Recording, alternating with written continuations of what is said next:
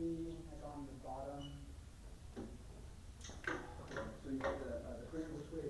Yeah, so you're gonna go to your right, Okay. go all the way to the wall, just grab a sheet of paper.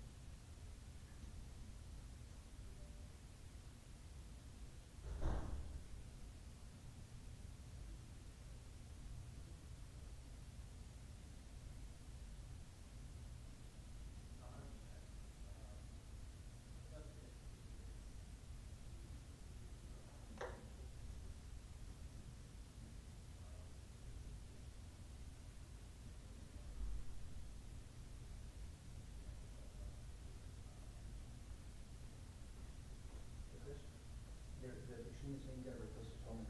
So it's Oh, not no, center now. so it should just be, is there no paper on the side? There should be like a little. There was a little loose leaf.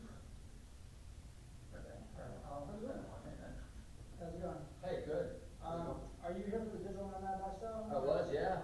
Okay, yeah, I'm still setting up right now. Hey, Matthew Kari. Good to That's meet one you. like with shades. Appreciate it. So yeah, Chris, I'm sorry, there's some loose leaf on the printer, but there's an error that's flashing saying you gotta replace the toner. Okay. Could you open one of the trays and just grab a sheet? Oh, you need the paper, I'm sorry, I thought you were printing out something, my bad. No, You just needed paper. Yeah, just a piece of paper, that's all. There's a printer back there. Sorry about that. There you go. Hey, man. You yelling something? No, I was late because I got it pretty late, that's why. So everybody should slowly be coming in. I know I'm expecting like more people to show up. All good. So, You're Chris? Yes, I'm Hey, Chris. man, I'm Kari. Nice to meet you. Yeah, good to meet you. How's it going? I think I've been this one before. Oh, nice, okay. Well, this is the end of year, like networking around the world and things to know about and places to be, so. Good to see you. Copious drinks, eggnog, spiked with all sorts of things. Right? Okay, yeah. That's coming too. I mean, yeah. Hey, Jeff Kari. Yeah. So, okay, perfect, yes. Oh, man, you got a lot. Absolutely, maybe one. Here, I'll give you the rest of it. This is just.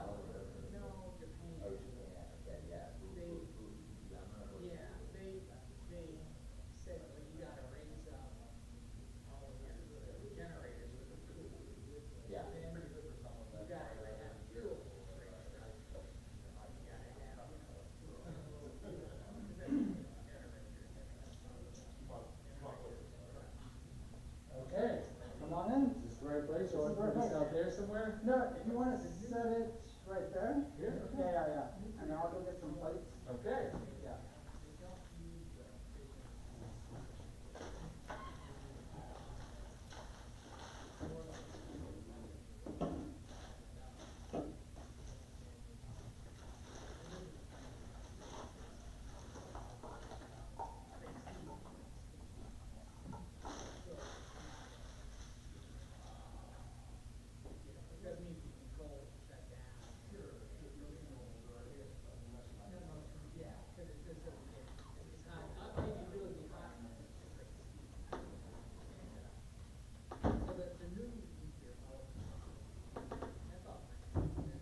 Yeah, running for axes.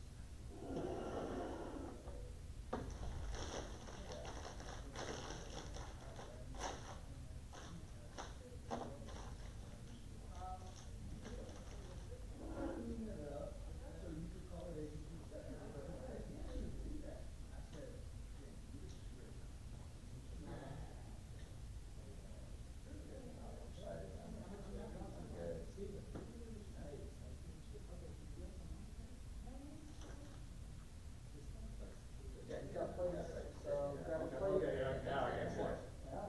Cool. Please? Yes, please. Who says no to that, right? Never. What about you? Oh, yeah. You just keep a plate for yourself. Oh, man.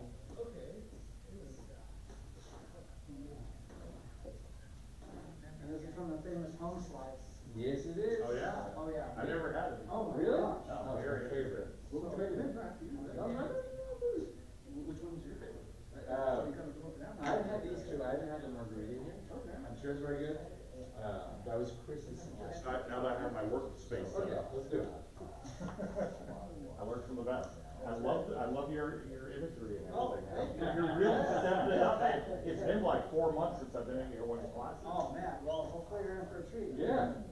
So- You and Desmond French test, right? You know that. Okay, good. We're gonna get started. If you wanna grab a slice, yeah, sit down, sign in, and then, we will get started. So let's just make sure this guy is running. Anybody bring a lightsaber? No? Alright. I was gonna bring mine. Just That's very right. much, man. I just brought my coat, that's it. Yeah.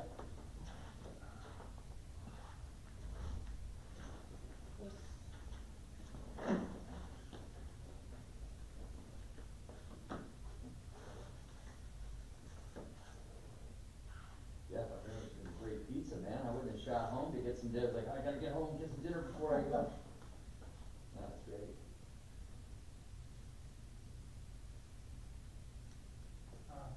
Where's that shot from?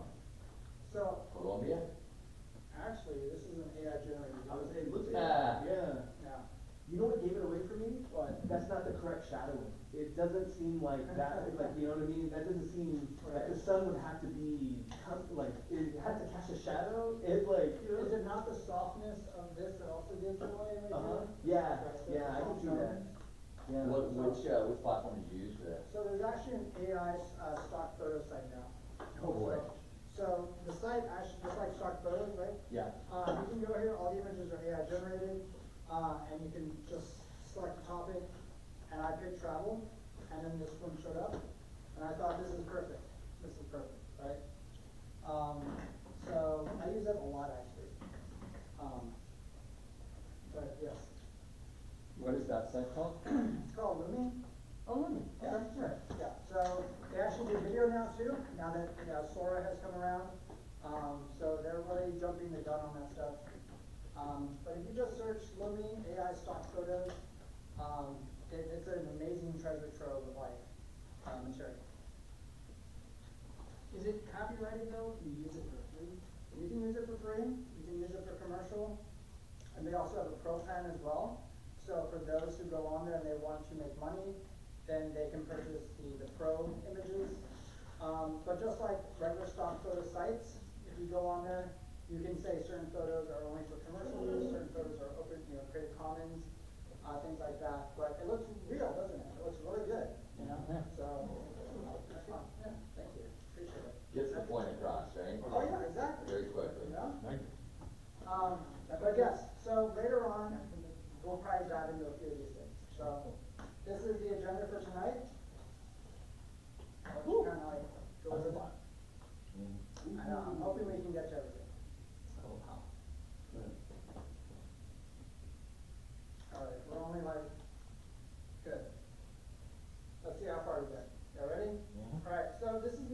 agenda, I will let you know that this program did get renewed for next year. So I have already put up the calendar for next year.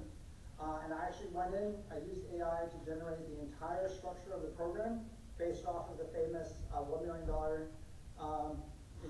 one-person business, as well as digital nomads. So I combined the two. So this is what the schedule will be like up until May. And then once we get to around like March, April, I will release the rest of the schedule as well. So, and then this is some news right here. Everything you need to know about health insurance for digital nomads and long-term travelers. This is a really good article, so if you want to just take a picture of it, these are the titles of the articles. And what I like about it is that it goes in and it shows you all the nomad insurance options, right? Like those that are like safety wing, you have, I think it's Gen as well. So these are programs where like no matter where you are, they will provide your insurance for you. They do travel and health insurance. So if you ever go to a country and you're like, hey, I just got here, where are my prescriptions? Where do I get my prescriptions? Where do I go for the emergency room? What do I do for this? And they will give you a map. They will actually email you a map where everything is, right? It's really amazing, really amazing. And then the other one is Rise of Digital Nomads. So people who are basically doing remote work and what that means for economic impact around the world. So companies that either employ remote workers, or if you work for yourself and travel, And then South America, this was actually in Brazil. So there's a little city in Brazil that was named one of the top places for digital nomads just because of the low cost of living. Right? Which So, city? I believe it was, what did they say? Let's see. Where did they? Yeah. Brasilia? No, where did I see it? Brazil, yes. Yes. Brasilia? The capital. Yeah. Capital. Yeah, urban design. So that was one of the places, and then of course right after that was Budapest came in second, and then I believe, what was it? Yeah, Montevideo in Uruguay was third. No. Yeah.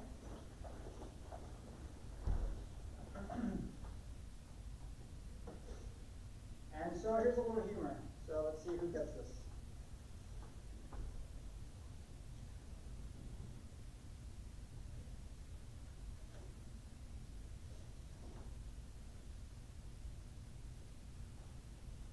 No chuckles, no laughing? I can't read that part. Okay, alright. So basically, day one, you're at a co-working spot, you're doing client work, right?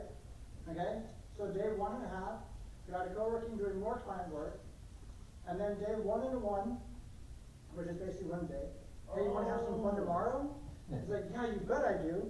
And so they go to a cafe instead of a co-working spot, and then they do more client work on the site.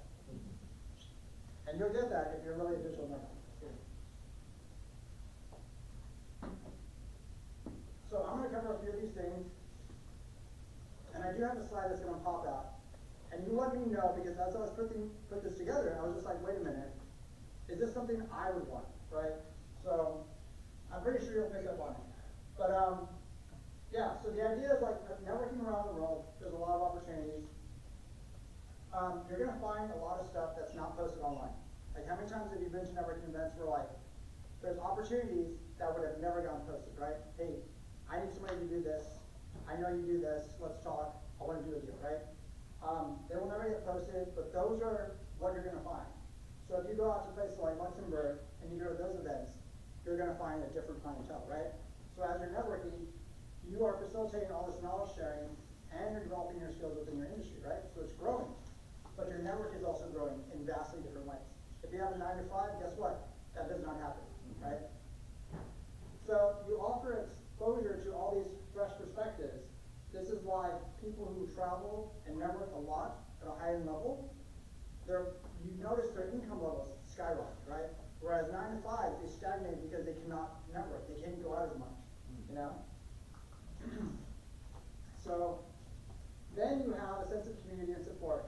So when I go out to different places, I know a lot of different people. I've gone to so many events where like I walk in, chances are I know at least a quarter of the people there already, you know? That's a lot of networking. So now all of a sudden you don't have this feeling of isolation, but enables you to participate in more global events. So what was some of the big events that just happened in the US? Let's just start with the US. I know you know, but. I was the Ultra finished up in Florida, that was a pretty big one. Okay, what else? What's another big event? A lot of people, like, so we're talking like maybe more than 10,000 Let's talk people? about like, if you make 2 million and above, let's just Okay. do that. Like an area for that? In a year, let's just do that. Okay, like Where- where would they hang out? Where did you just come from? Hmm. I know, it's a little challenging. Maybe Dallas? Dallas? I don't know. There's a lot of stuff. So- Think that loud. So Art Basel, like, you know, going over hanging out in Art Basel, right? If you went to Art Basel, you saw a lot of like art that was ridiculously expensive, right? Yes. But that's where billionaires went, right?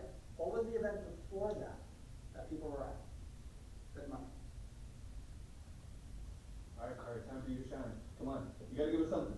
I haven't been to Art Basel, I was trying to think back, what was it, Ultra, I haven't. So been to it. before Art Basel, a week before that, A week before. there was F1 Las Vegas. Oh, that's Ah. right, yeah. Okay, so why is this important to know? Like, are you really going to watch the races, or are you doing something else?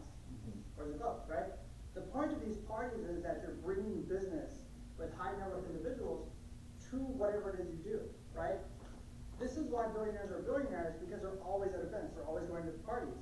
What is the number one event that all billionaires go to every year? What else? Starts with a D. Davos. Davos, right? Davos attracts wealth, wealth attracts money, right? So you have all these different people that you're gonna network with. What happens to your network, right? It explodes. If you only hang out with certain types of individuals, your network is not gonna grow as much as you think it will.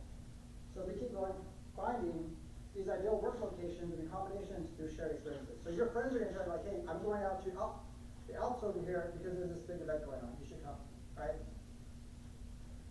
So it allows you to build those partnerships and potential business fit, because you're always networking with new people. So it keeps you updated on trends and tells you, hey, this is what's coming up, this is what's happening, I need to be a part of that, what do we do, right? So as you do that, your cultural exchange starts to expand tremendously. You start to realize, hey, there's something going on in South America, I need to be a part of that, I'm gonna go down for a week, talk to them, right? So, foundations, this is the part right here where you need to have LinkedIn, you know? I mean, like, some people don't have LinkedIn, they have what, Link? You know, I've seen people that have Link. I'm not a fan of Link, I'll tell you that. Like, you scan that, also, like, I get a contact in my contacts, I'm like, okay, who is this, right? Like, if there's no notes, I have no idea. But if you have a LinkedIn profile, guess what? I get to see what you're talking about. So the other part is joining all these other nomad groups on LinkedIn, Reddit, you know, Facebook, things like that, and seeing what they're doing. If you go into Reddit for Digital Nomads, you find a ton of stuff going on. There's always some party, there's always some event taking place, and you start to realize, like, man, I need to be there because so-and-so is going to be speaking, you know? Nomad? Yes, come on in. I hope it's okay, I brought little critter with me. Oh, it's so fine, wow. Nomads with canines. Yeah, yes. Yes. And there's some pizza too, and if you need a plate, I can get it for you. Thank you. Yep, sure. Cool. And then also later on, sign in. Okay, do that. All right, so we are just covering this right now, and I will just go back real quick. Networking around the world, so this is what we just kind of covered. Okay, cool. Just talking about like some events that are taking place, you know, the importance of this, and then what kind of foundation you should have as a digital nomad. So, having a Facebook business page to showcase what you do. Who has heard of this? A Facebook marketplace or? It's not a Facebook marketplace, so what is different between a Facebook profile and a Facebook page? Oh, one's run typically by an individual, the other one's run by a company. Yes, but it's for you. What's the difference? One is private, it's only for your social group, right? And one is a public-facing thing, right? Makes sense. People can follow you, they can see your posts just like LinkedIn, and then you can be a part of groups, communities, things like that, so people can send you stuff, right? So that allows you to have both worlds, your LinkedIn world and then your Facebook world, right? So then you join these different groups, you have to provide shared experiences. Hey, I'm gonna be going out here, who's going as well? So now all of a sudden you start to see this flow of things that are happening, and you have a portfolio to show like what are you working on. Later on, I'm gonna be showing you some other conferences where this all like really has the synergy to make stuff happen. But, yeah, it's kind of in there, right? Like, it's there, not a fan of it. I'd rather somebody just stay on my LinkedIn instead of a blink, because then I'd have so many blinks sometimes, I'm just like, where did we meet again? And what happened? And what did we talk about? Whereas like in LinkedIn, I can go in like, oh yeah, we met here, we did this. I like that, you know? And then leverage analytics tools, you know, see like what's going on. Who's following your profile? Where are they coming from? What are they talking about, right? How do they find your stuff? And of course, if you know how to use like Google Analytics, you can actually connect that to your LinkedIn profile to be like, hey, what is really going on behind it besides the LinkedIn Analytics as well? Any questions? Am I going too fast? And I've lost some time, but yes, go ahead. So, to be able to, I'm just thinking out loud here, we're talking about, high net worth events, right? Yeah. Is there a way outside of just trying to keep track of it through whatever postings, is there a way to be able to kind of like, you know, kind of predict a storm? Can you predict something like that? So that way, I feel like you could like, plan a little bit more logistically, you know what I mean? Okay, so I'm gonna take a break real quick right there and Okay. then go over to, where did I put it? Yeah, there it is. Okay, so I'm gonna show you something. And I want you to tell me if you've ever seen this.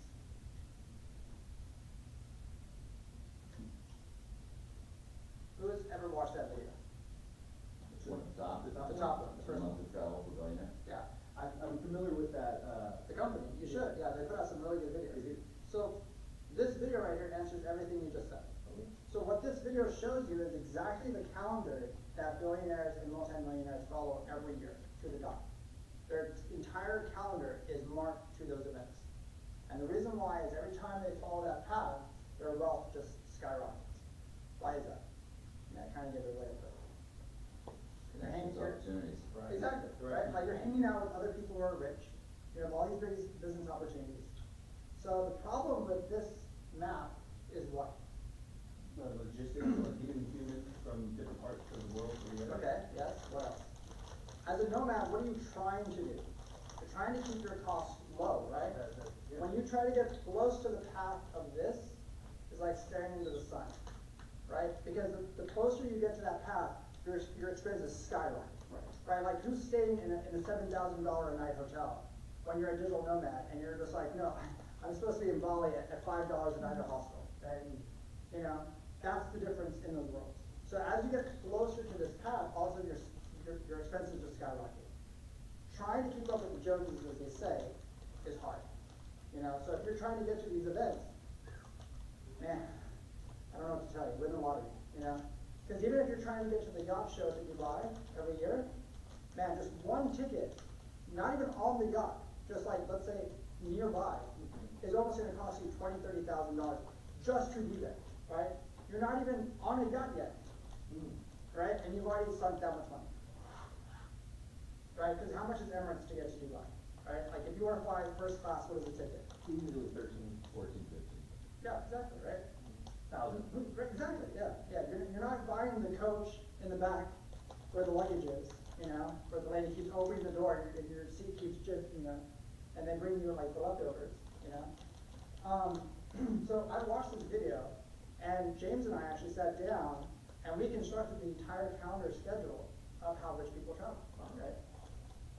In fact, we went in and used AI to say like, here, go grab more events here and add the rest in, right? And see what happens. So what are some of the big events that happened for the US? Because I'm pretty sure nobody's thinking that. The Super Bowl. What else? Or, okay, yeah, that's coming up, what else? You talked about F1. Right. That was there in Las Vegas. We had it in Austin. Uh-huh. So. What else? Austin. Sun Valley. Okay. South by. Oh, South by Southwest, yes. Oh, the Sundance Film Festival, or Coachella, maybe? Sort of, yeah, Burning Man, right? Burning Man? Oh, yeah, that's a big Okay, one, yeah. one thing that nobody ever talks about is the Kentucky Derby, right? Kentucky Derby is a big one as well, right? That makes sense. So you have a lot of these events that you really don't pay attention to unless you live in that world, because they're all sound like, why would I go to the Kentucky Derby? It's just horses running in circles, you know? It's like, no, you're not really there, you're there for the after party, you're there for, it's why when you go to South by, you're not really there for the panels, because I can watch that on YouTube later. You want the night events. You want the mingling, you want the networking, that's what you want, right? So, if you've never watched this video, please watch this video. It will blow you away. And if you ever want to see see how Jeff Douglas travels. Ridiculous. But yeah, so that was one of the things that I started to notice was, as you start to leverage a lot of these things, your life changes tremendously, right? All of a sudden, it's like you start meeting people that you never would have thought possible, right? I've met so many billionaires in my life networking that it's just like, yeah, he comes around here every now and then, right? This is what I've put together right here. Find big and medium-sized conferences in your local city if you want to start, right? Go find those, look at the calendar, ask to speak. Okay. Right? Every conference has a link that says, call for speakers. And for panels as well. Right, exactly, for panels. So, I have one, that's in my town that, we were starting really at the fringes of like maybe 30,000 people. And I think we had 30,000 this last year. So would that be a mid-size, or what number would you want to categorize for a conference level to, I guess, make it worth it in your eyes? So what numbers does South by bring in? I don't know. 100,000. So before COVID, it was around 500K. Is that a good number? That's a, yeah. Right. That's an awesome for it, yeah. This last number they have for this year was 350. Okay. Okay? So if you go to a conference and it has 10,000 people, is that a small conference, a mid-sized conference? What is that? Small. That's still small, right? But the thing is, you're also going to find out not every speaker shows up. Why? That's true. That's scheduling. Logistics. Right. Parking. Well, life happens. You get Sure, sick. weather, Right, yeah. brother, your flight got canceled. So guess what you can do? You can apply as a backup speaker, right? And be like, hey, I know people have problems, life happens. I'm a backup speaker for these topics, right? If you need something, here's my LinkedIn profile. This is what it is. Let me know, right? And they will call you usually like a couple hours before. Hey, can we fill in? Thank you for letting us know. Guess what happens when you get on that stage? You get access. See, people know you now, right? All of a sudden, it's like, I love your stuff. I love what you had to say. Can we have a coffee? Right? Let's talk. My business is struggling with this, X, Y, and Z. I love what you said. I'm interested, you know. So every city has a calendar of events. Every city has a list of all of the conferences, and so the Long Center has their entire calendar for next year already listed, right? Go every day and look like what conference is coming up, submit. Just submit. I guarantee you, if you submit to 20 of their conferences, you're going to get at least 5 speaking opportunities, right? And even if you start off and you're like, hey, my fee is only $2,000, right? It's like, oh, that's nothing. You know, I said, great. Guess what? You got paid. Now you're a paid speaker, right? And now you can go for the $25,000, $30,000, you know, 100K speaking opportunities. And like, hey, man, you're amazing. Where did you start from? I work at Espressos. You know, this is my part-time job. Yeah. Well, if you're passionate enough, and I feel like if you can educate people and actually have their attention and feel like they're taking something home Sure. with them. Yeah. No, I hear that. But so if I'm hearing you correctly, you have to find something that you could talk about for like 30 minutes, technically, or. But everybody here is an expert in something. Everybody here has done something that you're an expert in, right? Yeah. I guarantee you, you can go home right now and use AI to write a book on that, right?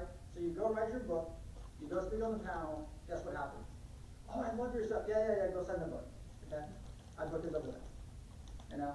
How was it in the days before AI?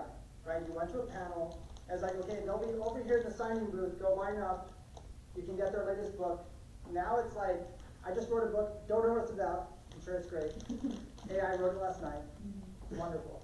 I was saying Stephen King did that with Cujo. He's like, I don't know where the hell that came from. Exactly. Hey, you made it, you know what I mean? But now we have authors that have written their 100th book, their 200th book, their 300th book because of AI, right? So there are local chapters of all kinds, and so you can find all kinds of things going on. The reason why I say never be home at night, there was one person I followed. Do you know Josh Flagg? If you do, I would be very surprised. He's like one of the top real estate agents in the country. Right, like he just sells. He's a Hispanic guy? You know. Okay, cause, never mind, sorry about that. Yeah, no, it's fine. But, I This is a funny story. He's never home because he is always at a hotel bar. Why is he always at a hotel bar? Remember this? Yes, very good. What else? Have a drink? I don't know. Yes, you're close. You're close. Everyone's done, yeah. Right. So what happens when you go to a hotel bar? Who's in a hotel bar? Yeah. Yes. Speakers.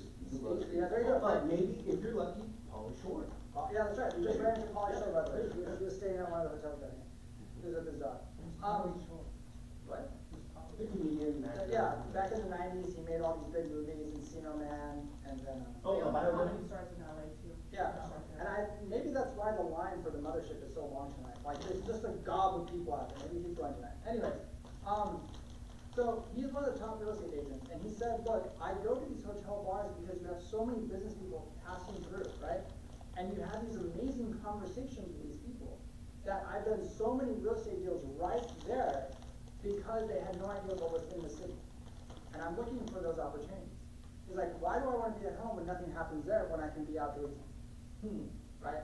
So all that business he drummed up came from being out at night. He's like, if I'm not at the bar, I'm at a party. And if I'm not at a party, I'm over here speaking at an event. And if I'm not speaking at an event, I'm doing this, right? So here are some big things that happened this past year.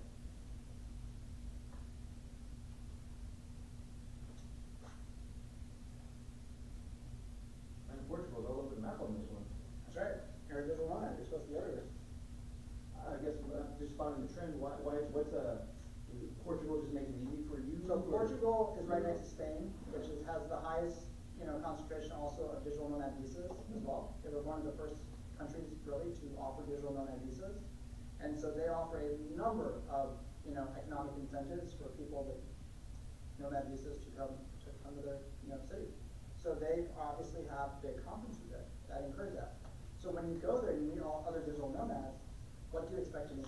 It's not that 21-year-old. It's the guy who transitioned out of government. He was a lawyer. Now he does contract reviews, right? He was a prosecutor. Now he can travel and do that all around the world, right? Then you have engineers who are contractors. You can do that anywhere around the world, work for small, mid-sized companies, pick up contracts, right? So that's what a lot of this stuff happens. You meet a lot of people in finance, you meet a lot of people in the wealth investment world, right? But you also meet a lot of people in the e-commerce space as well, right? Social media, influencing, things like that. And then you meet the other people that are at the support team. You're gonna say something? How early is the Nomad Summit in January? That one, from what I understood, I think it's like the second week. So yeah, it's pretty soon. But again, these are things that are on a rotating schedule, right? So like if you cannot make this one, then you can put this on your schedule and be like, hey, I need to start doing this kind of like work. Go over there and meet these people like, hey, I noticed you were in Africa for a long time. What's that like? What kind of people passed you there, right? And then you get a sense of like where things are moving, like the trends. And that's why you want to do this, And when you get really good at this, then you find out like who the speakers are. So you're like, cool, how do I be a speaker then? What do I need to do? Do I need to travel to 100 countries, Is there a way to predict the rate of dropouts for speakers? There isn't. I mean, like, it That's changes. your list. Yeah, yeah. Okay. But I mean, like, hit them up, see what they say. I think that's a great idea, yeah. Yeah, and some of them, they're looking for either you have a great presence on TikTok, or you've written a number of books on LinkedIn, or you give a lot of panels or workshops, things like that. But it's also the case of just like, hey, what makes your job so unique, so. And then these are some of the other ones, right?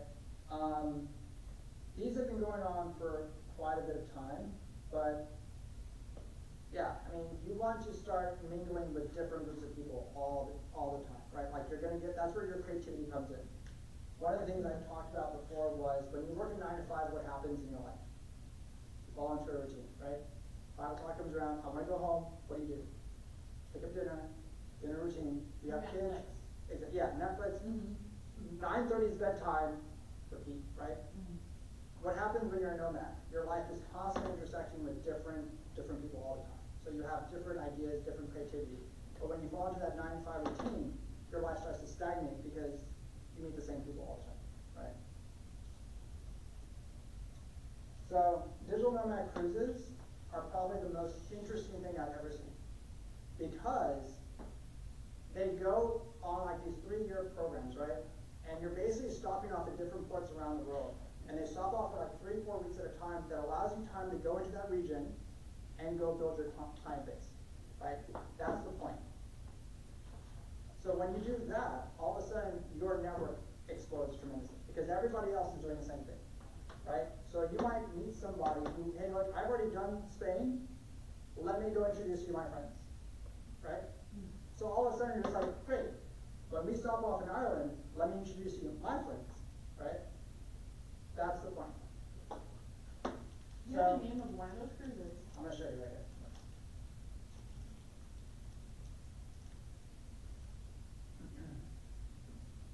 So this is one of the popular ones. Nomad Cruise. It's a great name. And so, yeah. So you can go on here. What's nice is they have workshops, they have conference style events, they have parties, all different kinds of things. And you can go on here for different, periods of time. If you want to go, where's next trips? Let's go all trips. Yeah, this is their conference-based room, right? That's on the ship, okay? And they have all kinds of stuff going on. So these are some of them coming up right here. So I'll let you look at the dates. Man, Antarctica, I don't know if there's a whole lot of high net worth individuals out there. I don't know, it takes a lot of money to get there. That's true.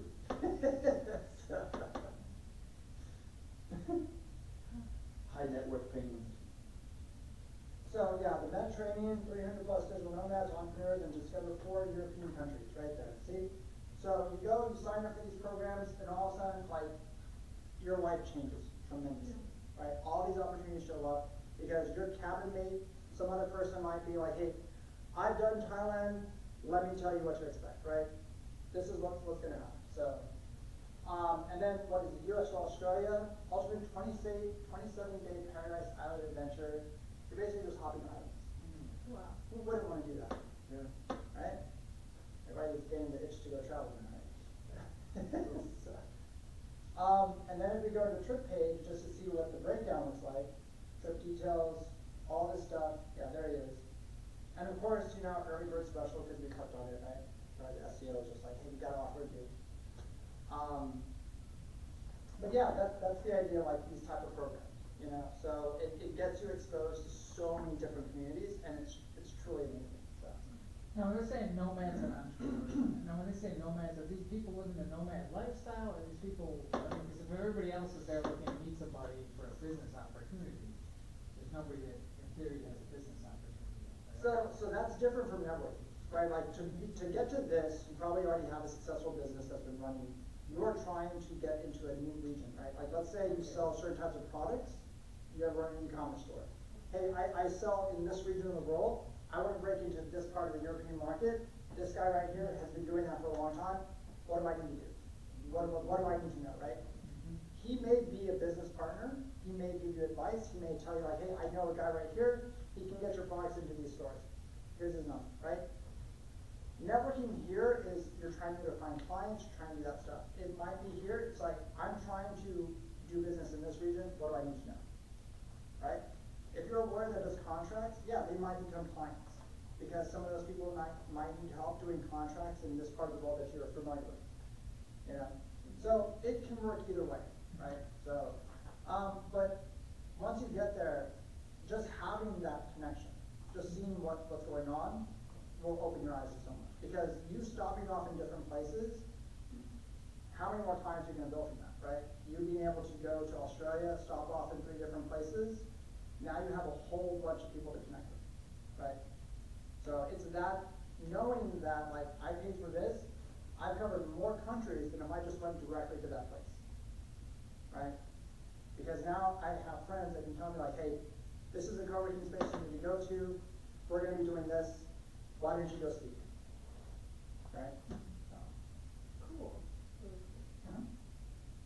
And then even if you go here, you can do review of Nomad Cruise. Oops, misspelled that. Yeah, see, there it is. So you can go on here and then look at all the videos of people that have experienced it as well. Is it worth it? Is it not worth it? What do you expect? What did you miss? So this helps you get a good sense of that. Like, is it worth paying the money? Should I go, you know, or is it just Las Vegas every night, you know, and karaoke?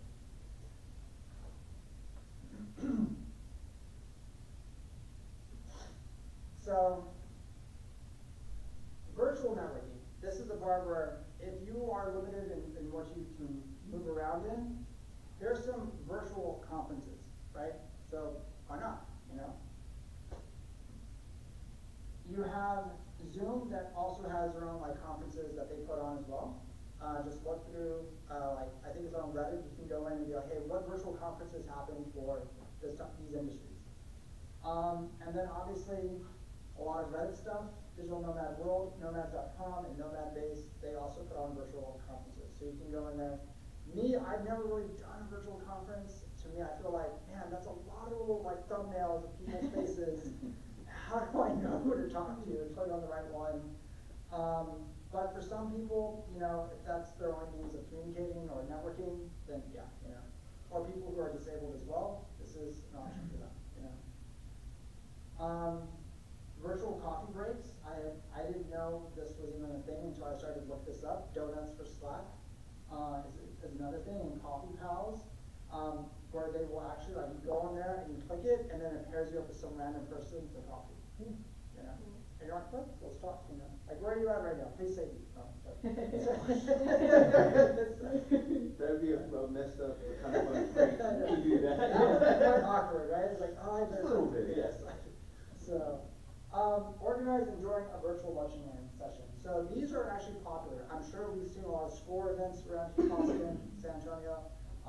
Even the universities push on lunch and learns for virtual stuff, you know, so trademarks, IP stuff, they do a lot of those. Engage in breakout rooms for large events. So the big conferences that are virtual, they have like little breakout sessions where the rooms are a lot smaller, and then you can communicate with those, you know, so. Utilizing social media, obviously, Slack has a lot of them, right? But Telegram also has even more now, right? Telegram has that. In fact, there are now Telegram paid groups that you can join. So depending on how much y'all participate in these kinds of things, who does like signal groups? Who does like Circle, you know? So things like that. And then of course, Meetup has a lot of virtual stuff as well. So you can go to Meetup and just search virtual and just see what's coming up, right? So, and then of course, the hard part is following up. Like you just had a virtual conversation, now you need to follow up with them, and then our lives get busy, so it's like, yeah. But yeah, I would probably say we use a lot of AI to help set a lot of these things, because I'm going to show you later on what it can actually do now. So, maintaining and nurturing your network. Yeah, I mean, there's a lot of stuff, like I said. There's podcast app now where like you can break out into sessions and actually have like, you know, conversations with people, meetups outside of that. Scheduling tools. So if you know like they're on the other side of the world, why not? And then at the same time, if you go in and start hosting your own virtual networks, right? Now you can build up your own group from them, you know. And of course, keeping profiles updated, work experience, LinkedIn groups. So, is this too boring? This is the part where I was going through all this stuff and I was like, wait a minute, what is going on here? Like what I did. So, just feedback here. Is this too much? Is it too boring? Or do you want to see something interesting? Let's see something interesting, yeah. So, over here I was playing around with Perplexity to see how much I could push out of this, right? And as a digital nomad, when you're traveling, you're just like, you're about to go somewhere. So if I was to pick, let's say, I'm going to go out to Bali.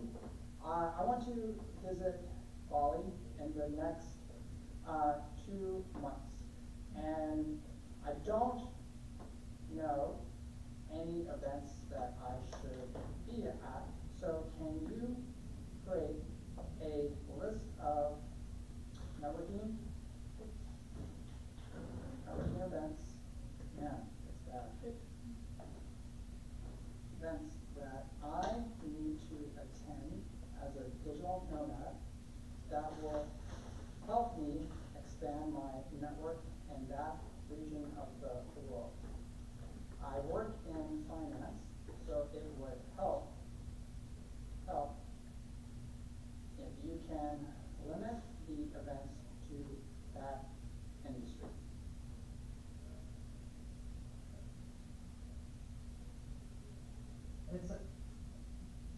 That's a AI search engine there, or whatever you. So this does deep search online, so it's in real time. So it can go out to the internet, find all the stuff, collate it, do those kinds of things.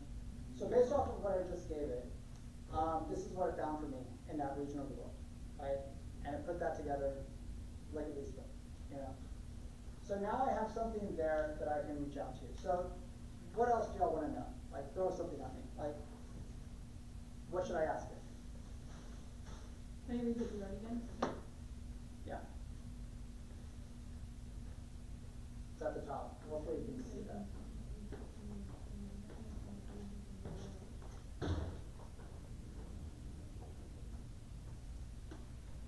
You're the type of person you want to be more specific. Okay. Anything else? It's, does that say, I guess, income?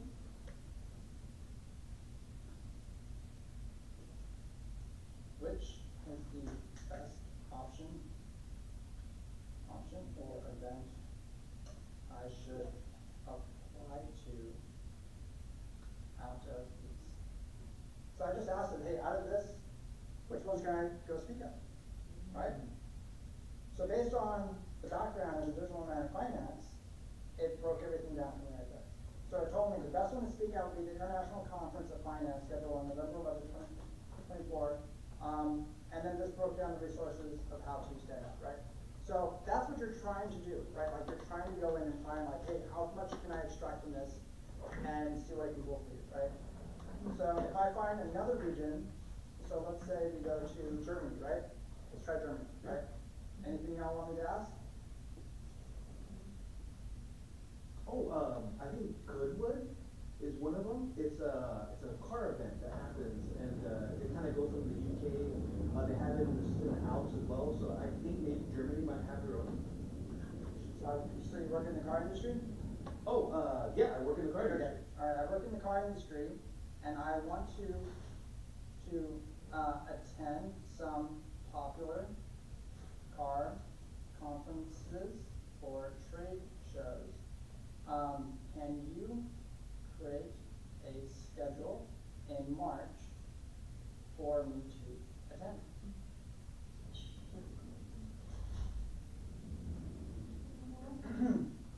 Based on your interest in attending popular car conferences, trade shows in Germany in the next 6 months, here's a schedule for March. Yo, wow. See? So all of a sudden now you can start to sit down and be like, okay, what do I really want to do in network, right? And now you can go in and start breaking all this down, and the more information you give it, the more it can give back to you, right? What's the difference between Perplexity and ChatGPT? So again, this one right here is real time. It can go onto the internet. It can do deep web searches. Yeah. So it can pull from databases. It can pull from all kinds of stuff. Unless you're paying for the pro, no, sorry, not pro. O1, then I think it's still limited to what, September 2021, something like that. Yeah. But I've been using Perplexity for a long time just because it's such a cool thing. In fact, whenever I have to do coding and stuff, that's where I will go and pull it. Because its token limit is a lot higher than ChatGPT's. Yeah. So yeah. So a token limit is basically a character. So one character is like one token. So if you look at everything that's right there, that's probably like over 1,000 tokens. You know. So it's token size and how much you're able to type into this box. Oh, okay. That's why. So you can only put so much into ChatGPT's, but if you want to do more, then you pay for the paid version. But here, the limit is, this one is free, and you have a bigger window, right? You know. Did you have a question? Or? Yeah, which software? How can I start utilizing this? You just search Perplexity AI, and in fact, they have a special right now for the holidays if you want to sign up for Perplexity. And if you're a student at UT, you do get a free subscription to Perplexity because they did a challenge recently. I will show you, which is pretty cool. Let's see.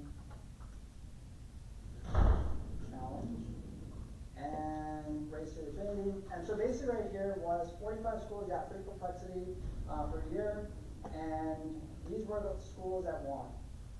So all you had to do was hit 500 students to sign up, and those were the ones that won. Okay, it's not any coincidence that they're also the top STEM schools in the country. So, but UT is, let's see how far I have to keep scrolling. Okay, right there. So right here, they got 883 students to sign up. So they still hit the list, which means every student there gets a free subscription for Pro. So, yep. Do you ever use it to help with these future applications, like popping a question in there, or you just write? So you have two options, right? Like you can just go in, upload the application, and then have to fill it out. Or you can go in and be like, hey, what do I need to put on this application to make sure it gets approved? Yeah. Right? I did that recently for a affiliate partnership at work, and I was like, oh, I didn't even think about utilizing it this way. Right, exactly. And there's so many ways you can do that now, right? Like, you have the ability where AI can visually see something, and it can tell you like, hey, this is the best response based off of everything else that people have put in, right? And then all of a sudden you're just like, okay, cool, I know that now, what else can I do with this? Yeah. Right? Like if that's the case, I should apply for a Nobel Peace Prize and submit this, right? So, Chris, you're obviously in Austin now, but were you hopping about at some point, or are you in Yeah. between what gave you? so my travel plans was trying to get used to this, right? Like I read the 4-Hour Work Week, and I was just like, hey, this is really cool, I want to start implementing this. And that book came out in what, 2007? Yeah, Right, about that. you know, so having like a virtual, virtual assistants, all those kind of things, traveling. And I got so used to it that I was just like, most people should have an assistant, right? And most people should have this, and they should have that. And then all of a sudden I realized like, nobody's doing this, right? And when I started to come down to like, nobody has assistants and nobody's really utilizing this, which is crazy, because like, when I was at school, nobody could stop talking about the 4-Hour Work Week. I'm like, great, everybody's read this book. And now I've learned a younger generation has never even heard of that book. Right? And now you have all these books that I read in business school that are like classics now, and that the younger generation is just not familiar with. In fact, I think he had to update the 4-Hour Work Week to some of the new stuff, right? And this was way before AI. So now we have AI tools now that can just take that book and be like, hey, I can do all this for you now, right? So having traveled, doing all those things, I came back and said, hey, nobody was catering to Digital Nomad in Austin. Nobody was that plug. Are you here for Nomad Life? Yes. Yeah, come on in. Oh. Sign in right here, grab a slice of pizza, and there's a paper towel. And now that AI has come into this space, I jumped on top of it and I said, what else can I do with this, right? And now you can build so much faster, right? Like I have shown people how to build apps in a day. Yeah. I've shown people how to build SaaS products in a day, all this kind of stuff. So as a nomad, what were you doing before that, right? Like if I needed to build an e-commerce store, how much time did that take? Now I can use AI to build out my entire store products, and then I can push that out to a virtual assistant and be like, hey, I need you to go maintain this now, right? So that's efficiency, you know? So my other class that I teach, which is the opposite of this, and that's for people that don't travel, I show you things like this. I say like, hey, I'm gonna show you how to take this, I can show you how to build an app, or a video game, or a SaaS product, and now I can also show you how to launch it as an e-commerce platform, right? So why not take advantage of it as a digital nomad, because there's so many other people already doing it. So when I started to keep up with like people who are saying like, hey, here's all the AI tools you need to know when you're traveling, cool. I need to find an AI that will give me all the best hotel deals, all the best airline deals, do all my credit card report, point systems, things like that. Because before that, you had to know it. Where's your other class that you're referring to? Is So that capital it's also as well? here. That one's every 4th Monday, but because it's the holidays, that was actually the 3rd of December. So I already had that one. But that one's every 4th Monday starting next month. And what's it called? So that one's the rising trend of one-person businesses. In fact, I will show you what it's based off of.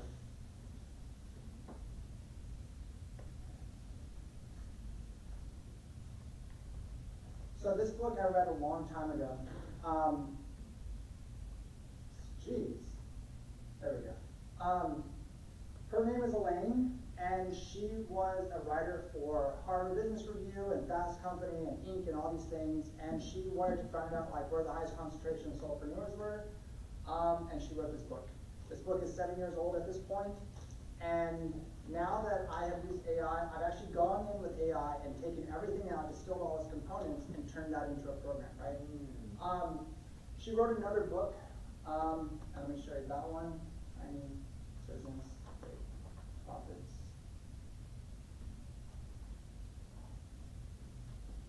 There it is. So this was the second book she wrote, which is also really good. And that one has come out more recently. And so I took that and turned it into a program, and that's every fourth Monday of the month. And that's the one that people tend to show up more, because like I said, it's not about traveling. It's like, I can go home now and still watch my friend's episode and build a company on the side. Yeah. You know? And when I showed people how to build apps in the class or how to use AI to build websites, I think that's the part that made them realize, like, man, AI is way more advanced than we think it is. You know? So, yeah.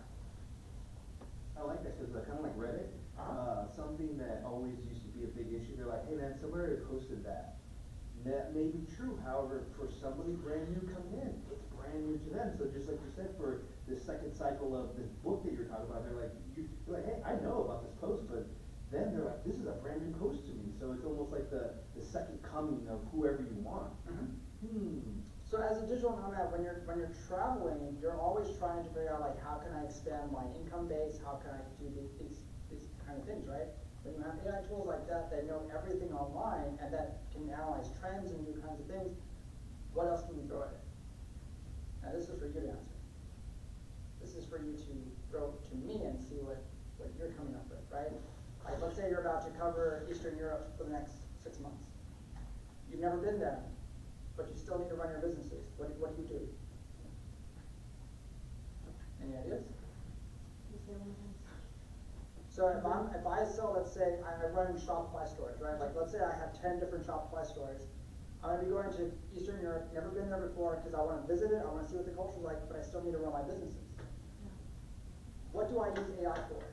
Yes? Okay, I'm just saying out loud here, having some sort of manufacturing event, right? Or some sort of trade show. So you would be able to, kill two birds with one stone along the lines of, I'm going there to network. However, it would be something that is viable to my actual business. Okay.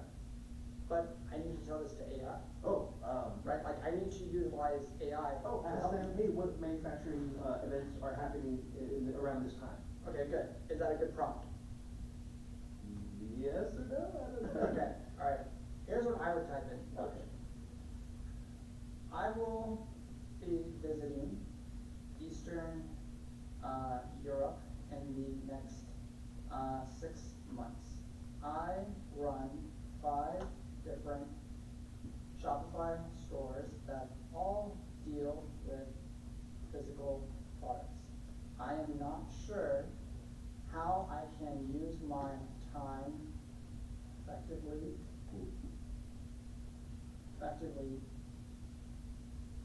there. Can you please provide me a outline of how I can spend my time in Europe while also keeping my businesses profitable? What should I know before and when I get there?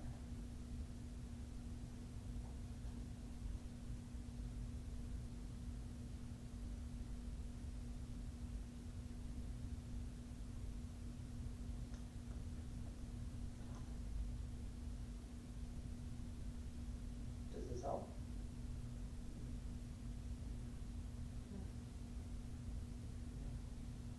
Well, first draft anyways. Right. Yep. That's good. Right, you're trying to see, like, okay, maximizing your trip, blend work and travel, leverage technology, use apps for translations, explore sustainable practices. Eastern Europe tour operations increasingly value sustainability, cultural immersions, cultural considerations, hierarchy. Lithuanians, for example, prefer to discuss business with representatives of equal status. That's good to know, right? Communication style. Business is usually conducted via direct or clear communication. Eastern Europe often provide established trust before diving into business. Okay, so they want to go have drinks and food before they talk deals, right? That's cool. So this is stuff you should be using AI for, right? you know, and then once you know, like, hey, I'm gonna be in these different countries, go back to AI, like, okay, cool, I'm gonna be staying here, what do I need to know? Can I give them an action plan every week? Places to go, people to meet, things like that, right? Now you're utilizing AI in a very efficient manner. Would it be redundant, because I'm all about efficiency, right? And so would it be redundant to add that layer of saying, hey, make it as efficient as possible, because, you know, planning logistically, and that's just how I think, and so I would say, would that be redundant? No, Okay. because what can AI do? Like, let's say I'm in Luxembourg, right? What can AI do? I know that's a very vague question. Remember, it can see maps. It knows where buildings are. It knows where companies are, right? It knows way more than you think it does. So it knows the layout of every city in Luxembourg. It knows where every chamber of commerce is. It knows all that information, right? I'm gonna be in Luxembourg for the next 2 weeks. I need you to give me a 2-week action plan of where I need to be, starting from this city, and in 2 weeks I will be in this city. Give me an action plan, right? And I wanna avoid driving, so give me public transportation, right? Like, it knows all this stuff, right? When you sit down with AI, your paragraph should be like this long, right? Because the more you give it, the more it's gonna give back to you. So from my understanding, you're basically saying, hey, try to have this be as easy as possible by taking away the stresses. So it's almost like you have to deal in a little bit of negatives, of, just like you said, I don't wanna be driving, I don't wanna deal with maybe, drunk people, I don't wanna deal with, you know what I mean? Right, So right. you almost wanna say what you don't want, so that way it can help you have what you want. Yeah, exactly, right? Okay. Think of it like you're actually talking to a person. The more context, the more understanding you give to a person, the more it's gonna give back to you, right? Whoa, that's a much Right? better. And that's why, like, when I deal with AI, I'm not thinking in terms of like, I'm dealing with, you know, a computer language model. I'm dealing with a person who has a personality, right? And remember, it can respond back like that, and it can talk to you like that. So like, hey, you know what? I'm having a hard day. I didn't do too good, you know, I want to know, like, hey, what should I do next? Because I didn't hit my goals today. How can I make this better? Give me an action plan, right? And it will talk to you like that. That's the reality, is AI today will be very different in 6 months from now, and in 2 years from now, and 3 years from now, right? Like, you have to remember, we're gonna have robotics within the next 2 years, right? Robots will be among us, right? AI is not the threat. AI is not the threat, you know? So, I'm waiting for robots, because then that's who's gonna carry my luggage on the plane and the trains, you know? It's like, hurry, come on. They have the forerunners already, which is, they have the luggage that follows you now, so Right. yeah, it's already kinda there already. Don't become Wall-E now. Yeah, Sitting exactly. around, Well, I mean, it's gonna happen, right? You know, what big conference happened in Shenzhen like 2 months ago? Right? That's CES, Not CES, that's in January. in Hong Kong? This was in Shenzhen. Oh, Shenzhen. This was the robotics conference, right? And Tesla went over there, which I don't know why they did that, because it was very embarrassing for them. But you go there and you see like all these different form of robots, right? You have robots for restaurants, you have robots for hotels, you have robots for car maintenance, you have robots for all kinds of stuff, right? You're gonna have car shops that have entrepreneurs already thinking like, I can get rid of mechanics, use robots to fix cars now. Comes into a bay, it does things because cars are very precisely built, right? That's gonna happen, you know? So, we already have cars that don't even have drivers anymore, right? I would love to get rid of my car, but unfortunately, they only stay in downtown. Once they move into the out suburbs and everything, I will be getting rid of my car, right? But it's gonna happen. So, once you start to realize that, then you start to understand, like, I need to use this better every single day. You know? Since the prompting makes a big difference, is there any resource that you recommend as far as learning how to better prompt? I can show you that. In fact, I know where the #1 prompting guide is.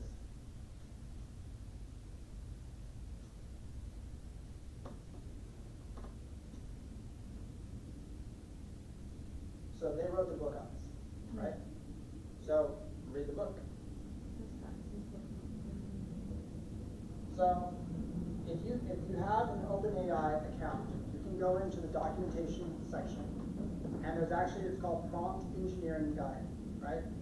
Just study that, read that, okay? And go through, and it shows you how everything, the models are actually reading what you're putting in, right? And when you study this, you start to realize, like, oh, I get it.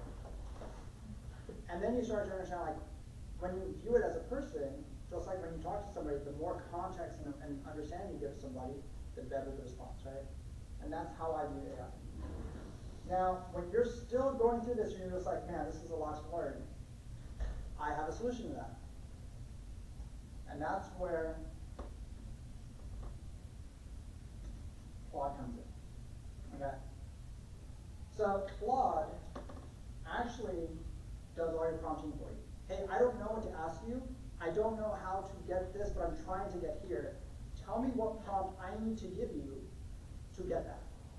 And Claude will go in and do the prompt engineering for you. And then you take that and put And that then in you your just, chat. well, no, you just go back to Claude. Oh, wow. It's like, okay, great. Actually, could you just answer your question? You know? Right, because I thought to myself, okay, I talked to Claude, they give me the prompt, and then I type it in, Right. it's open, or chat Exactly. GPT. But Wow. see, the thing is, I know so many AI tools now that I use different tools for different things now, right? Like I use Perplexity for different things versus like I use Pi for different things. Pi is very emotionally intelligent. So I can go in here and just talk about very, conversational things, right? Pi, yes. So like, for example, like, hey, I'm teaching a class and I would like for you to tell them about what you can do for them. Oh, by the way, the topic is on networking around the world as digital nomads.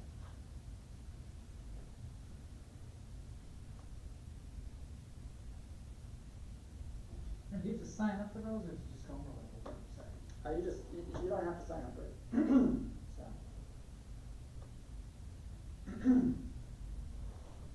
But this is very conversational. It's like talking to a person live. In fact, I use this for a lot of different stuff, for brainstorming, for role playing, things like that. So again, this is real-time information. It can also search online. It can do those kinds of stuff. In fact, if you want to analyze a book, let's say you're 16 years old, you're doing a book report. Hey, I'm reading War and Peace right now. I'm really having trouble understanding chapter 3. Can we talk about it, right? Like, I want to know what's really going on with these characters. Oh, man. They can have that conversation, right? All of a sudden, you realize, man, context stuff changes, right? Like, hey, I don't know this report my boss gave me. I'm supposed to have a report on it by his desk tomorrow. I have no idea what to do. Can we talk about it for a minute and just go over it? Cool. You upload it to Pi, have that conversation, right? Like, cool, thank you. I have my job. You saved me, right? That's the power of AI now, right? Like, it can do even more stuff besides that. Yeah. And Chris, so these are all writing and reading. Are you using any of these platforms right now, speaking and listening? Oh, they all do that. They all do So that. on this, you So can if I get an app on you my can have a conversation with, so, I mean, you can be driving and have a conversation now with Pi. Yeah, And because say the same thing. Yeah, because all these have their own apps, and they all have the voice mode, right? So I showed a friend recently voice mode because they have the ChatGPT Plus, and so he's like, but I can't talk to it. I was like, that's because you haven't updated it. So we updated it. I took it to voice mode, right? He's like, you mean I can have intelligent conversations when I'm driving by myself now? I was like, you can ask whatever you want. It's like, Does it this voice is- back? Or Yeah, it talks back. Oh, wow. Talks back. It's like, hey, you know what? I've been thinking about this problem at work. I'm going to show you a picture of something. Can you look at it real quick, and can we have a conversation on it? Absolutely. What do you want to talk about? You know? And he does database management, right? And all of a sudden, now you realize all those conversations you could never have with somebody else, you can now have. You can have it roast you too. Absolutely. I like that idea. You know, whenever I do stand-up, I like to be booed. Yeah. Just because, like, at the end of the day, if you can handle that in front of a bunch of strangers, you can handle anything in life. So I like that. Thank you. That's a good idea. So there was something that people asked. Let me see.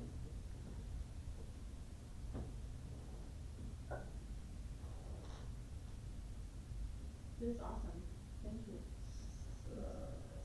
Okay, so it's not showing up, but basically, there was something that somebody said in Reddit, and that was, if you have ChatGPT Plus and you have memory turned on, ask it the question, what can you tell me about myself based off of everything we talked about, right? And all of a sudden, it does an introspective report on you. Wow. And for some people, it's mind-blowing as to what it tells you, right? It's very insightful. and all of a sudden you find out you're an egotistical maniac that is driven by money and only power and fame and, you know. I'm gonna use it to finally understand what the hell gravity rainbow is about. There you go, see, that's exactly it. We're after that. And then if I go back, thank you for doing that, you saved my job. And that's it. It's very conversational, right? It's not looking for prompts, it's just looking for a conversation. That's it. That's the difference. So this and everyone is the same thing as chat. Yes, I mean, they're all trained on different models, but yes. And who are they all under? So ChatGPT under OpenAI, Right. Perplexity under Perplexity Microsoft, no, it's its own thing. It's Gemini is under Google. Right, exactly. How about And then Pi? Pi, I believe, is Anthropic as well. So they're based off of that. Do you think it'll stay free, all of it? Well, no, I mean, they're all paid environments. The free ones have limited stuff, right? Okay. Like the free ones. So, Wait till the advertising comes. oh gosh. You wanna talk about This is that. like early days of online, New York Times is great, and now you're just bombarded with You all get sorts of viral. shit, right? I know. I don't mind paying for it, but it's just like paying for it and the advertising. Well, it's coming, right? It's, get them Okay. using it, and then bombard us. So, yes, go ahead. Oh, I have a question, but it's not relevant. to Okay, the so rest. what big model just got released 7 days ago? Like AI model? Yes, No, yeah. gotta keep up with it. It's changing the Yours way. was how? Oh, the ChatGPT model? the new Which one? What is its name? Oh, one or something? No, that's older, already. But it costs $200 a month. But that was the model before it.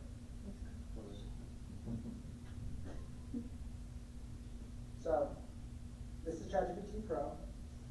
I'm gonna tell you right now, do not buy this. It is not for you. Okay? For science. It is only for science, right? This is not for, hey, I'm on a keto diet, please give me a recipe. Okay? It has better things to do. I'm just saying, Okay. could you help me produce gravity? Right. That's all I'm Yeah. asking. So the reason why I say this is because this model is only designed for institutional and research level work, right? Like it's meant to crunch large amounts of data. Okay, that's why it's $200. Let me tell you, now that they've done this, everyone else is going to follow suit. So they're going to release their $500 model, their $300 model, and now guess what? Your subscription rates go up. Okay.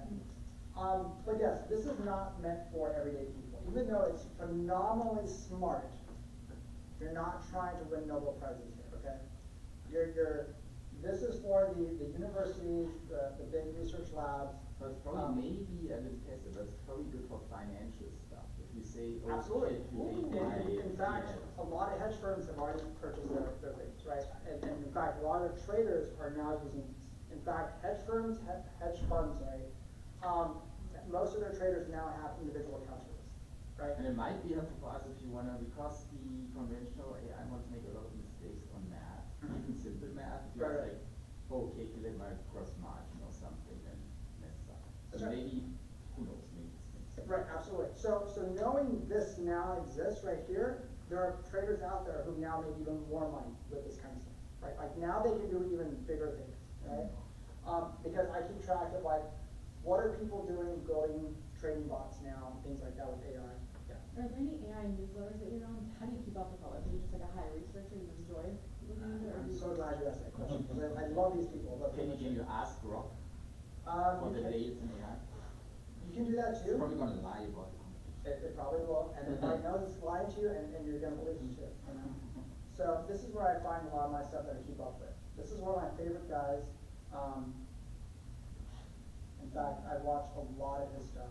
He is so good. If you're watching this, hi. Well, I'm watching this. The Matrix, that's cool. So yeah, all his stuff is AI stuff. He has about 30 people that are now working on his team. And if you go in here, every Friday he releases AI music news, right? And you can go in here and keep up with all this stuff. I will tell you, it is very hard. Okay, I practice and play with every little tool that he talks about. This guy is based in Germany, and he had just started posting videos about AI, and he goes in and just shows you every new tool that's coming out, right? What's the name AI again? Yeah, AI Advantage. And it's really, really interesting. So I like this one as well because, like, again, it tells me everything that's coming out, what the new models are doing, what I need to be aware of. and who it's really useful, right? Like he has tools in there that do a lot of like, Sora, a lot of video stuff. So if you know Minimax, that's another competitor to Sora. In fact, James and I were playing with Minimax before. We also did Plain AI, so if you're doing video stuff for, branding agencies, those are big tools to use as well. How to research anybody on LinkedIn using AI. So he does a lot of that stuff. My other favorite one is also Liam. He is really good at what he does. In fact, he runs an AI automation agency. And one of my favorite videos he did was this one right here, AI Agency Mastermind. So he brought in like 20 different people who are all running AI agencies, all doing 6 to 7 figures, right? And these guys are all under 25 years old. And they sat down and said, here's the problems we're having. This is what's going on. And I'm gonna tell you right now, the AI market is still super low. The penetration levels are still super low. Like people can still get it, right? One guy does just auto mechanic shops, right? Another guy does branding agency stuff. Like another one does video work. In fact, one of the guys in that room is actually from Austin. So he runs a channel here. And so if you watch it, super informative. Super informative. In fact, if I just click on it, I'm not gonna play the video, but that gives you a sense of like, these guys are all hustlers. Like here's what I want you to read, right? These are the comments, right? Like you're among the 1% that make YouTube a better place. Thank you. Continue sharing, right? Thank you so much for this video. I've been in the digital marketing agency for my startup for 3 years, and I've been searching for a mentor to guide me, and this has helped me, right? So this tells you all that feedback. What are people doing? Yeah. How are they doing? How do they get started? Who's the local person? Oh gosh, I don't remember his name. I watched this. I will tell you, I think it's this guy in the end. This one right here. Yeah. But let me see if he listed all their, so all their names are right here. So you can go in and then visit every single one of their profiles if you want to talk. All dudes. Yeah. Not a good gender split there, huh? Okay, I'm glad you said that because there is a, Well, where that's is an it? interesting trend. Yeah. Where is it? There was one person who commented, where are the ladies? Yeah, seriously. Right? Where are the women? So it tells you like there's an opportunity there, okay? But I will tell you this is the lady I actually get all my training from, and that is this lady. So she is the one that has taught me how to make a lot of money because she made this one video that's phenomenal. So this one right here, What's her last name? I don't know. Elena Liu. Let me see if I can just show you the final layout of this one.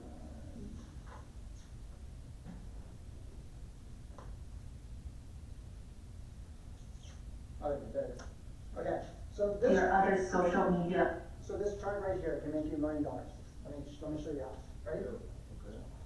When you drop an article into this little box, what happens is all these different platforms right here, all AIs, they will go and post them on social media for you, like that, right? So you could take this template and just sell it. Wait, hang on. But so it must just be written content. You're not talking video. I'm talking about an article that's already been written. Yeah. So I can take a Forbes article, drop it into the first part, Yeah. right? And then the rest of the automation falls through. So it will go in and post everything else on social media for me. And quote Forbes or Actually, what it does is it will take the article that's already been written, it will use AI to summarize it, Yeah. and then it will go into another part and take that summary and put it into your voice, and then it will post on all your social media for you. Wow. Does it check for Grammarly or anything to avoid plagiarism? Yeah. Oh, that's Okay. Because again, you are in charge of every single step in this workflow, right? So you can go in and make checks. So if you need Grammarly to go in, there's a module for that, right? If you need a plagiarizer check, you can go in and do that too, right? And it can go in and do all that stuff for you. So you can take this template and just sell it to agencies. That's cool. Do you have a VA doing quality control for this, or do you do that? You can have both, Yeah. but I have one that does it as well, Yeah. right? But when you look at stuff like this is why I want you to look at her numbers real quick. Is she a millionaire? What her numbers and what? Her followers. She has 151,000 subscribers. She'd still be a millionaire though. How much do you think she makes a month? I mean, based just on YouTube. Right. Subscribers. No. So this is where, depends on the sponsorship and everything. Right? yeah, it gets a little tricky here now. So we gotta start thinking. right? Because she's teaching you automation stuff. She's teaching you Make, she's teaching you Zapier, she's teaching you NAN, things like that. Yeah. So when you watch her video, her numbers are 13,000, 4.3, 28,000. What does she need for a good return? If the video only hits 10K views, but she gets a 10% return, and each customer, she charges like $4,000 to $5,000 a customer, is that a good return? Yeah. Was that a good one? Oh, you need to own agency, yeah. Right? So you wouldn't even need a big subscriber base like You that. don't need a big subscriber base. That's what I'm trying to make your point here is, when you look at her numbers, and you start to see what she's actually posting, you start to see like, even if she took 28K views and she got a 10% return on client base, and she charges thousands of dollars per client, she had a good month. Yeah. Right? Because her videos are high value videos. Mm. So the other video that she posted was 1,000 YouTube shorts in 15 minutes. Right? And she shows you that entire process using ChatGPT, Canva, and Make. Right? Because you can connect ChatGPT to Canva, and Canva can automate all your content for you, and then it can get posted straight to YouTube. Right? Who knew how to do that? Yeah, I think that's one of those things that always kind of held me back, because I've been creating video art for years now, and I've been sitting on just all my content, and I said to myself, man, there's got to be a way to monetize it, because it's just a hobby, right? But at the end of the day, I think really to monetize it, you have to hit all the platforms. And so I hear what you're saying. If you just do a blitzkrieg of like hitting them all at once, people, like logically speaking, something's got to catch at that point. Okay. So, this is why I love her stuff, because she goes in and she uses Make for a lot of these different things. And it is phenomenal, the stuff she provides you. So if you don't know, let me just go real quick. This one right here, basically it's an automation platform, right? You can automate anything you want, anything. Like for example, every time I get an email, send me a text message, right? That's a workflow. Every time I get an email, send me a text message and then forward that to this person, right? Okay, every time I get an email and it has an attachment, send it to these people, forward this email to this person, document it into a spreadsheet, and then send me a text message, right? So, let me see if I can find, yeah, there we go. Here's what I'm doing my Odyssey. So this is the template gallery. So if I go into here, generate ChatGPT completions with Google Sheets, right? So input generates ChatGPT completion, and then it will paste the completion, right? So effortlessly create content process by integrating ChatGPT with Google Sheets, and allows you to automate that entire process. The cool part is, it's a template. You just download it, input your account information, and then fill in the gaps, and that's it, right? So if I go back, And that's just make.com, or is that make? this is make.com, right? And if you notice, there's a ton of templates. So if I go into business intelligence, I do analytics. So automate AI analysis of Google Analytics user and session data by country with ChatGPT. Holy moly. So I can go in there, Wow. take the data, use ChatGPT to analyze it, and tell me how do I make it better. Wow. Right now I can automate that, take that data, send it over to an automation process for my SEO, and then run it back and say, hey, based on this, go improve my SEO, run it. Is that kind of like Microsoft's Power BI?